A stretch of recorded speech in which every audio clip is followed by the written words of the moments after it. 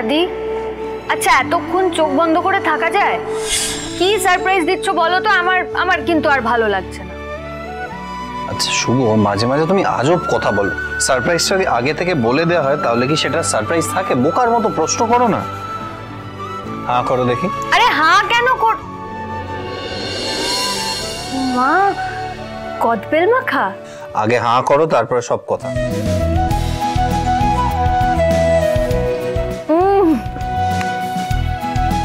আদি, কি দারুণ হয়েছে।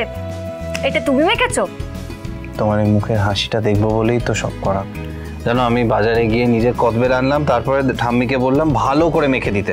কেমন হয়েছে বলো তো? দারুণ হয়েছে।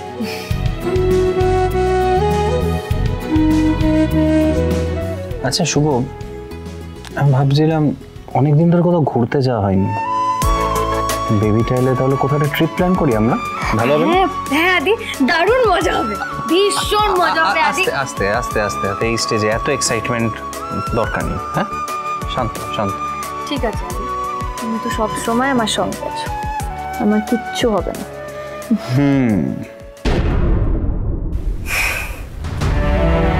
তোর বাবা মনে হয় তোর মাকে যা কথা দিয়েছিল সব ভুলে গেছে।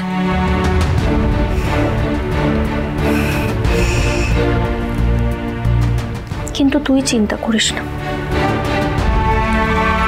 তোর মা তোকে যা কথা দিয়েছে তার কিচ্ছু ভুলবে না।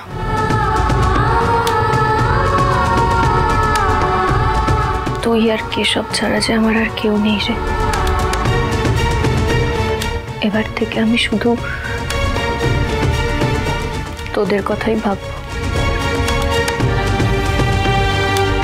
একটু কষ্ট হবে তোর, সহ্য করে নে, তারপর দেখবি সব ঠিক হয়ে গেছে। কাল থেকে আমরা একটা নতুন জীবন শুরু করব, নতুন ভাবে বাঁচব।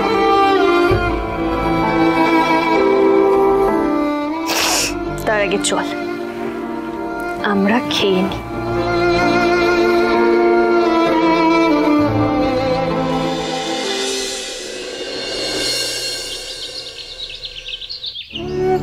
বাহ, এই শাড়িটাতে তোমাকে বেশ মানিয়েছে। জানো শুভ, তোমাকে যত দেখি তত ভাবি আমার মেয়েটা যদি একটু তোমার মতো হতো তাহলে হয়তো আজ। মাসিমা, পৃথিবীতে তো সব মানুষই আলাদা,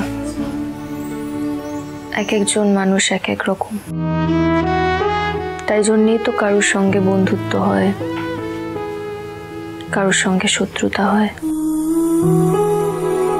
তবে আপনি কাল রাত থেকে আমার জন্য যা যা করলেন তার জন্য অনেক ধন্যবাদ। না না শুভ, প্লিজ তুমি আমাকে ধন্যবাদ জানিও না। আমি তো ধন্যবাদ পাওয়ার জন্য কিছু করিনি। গৃহপ্রবেশ সোম থেকে রবি রাত 10টায় স্টার জলসায় ও জিও হটস্টারে।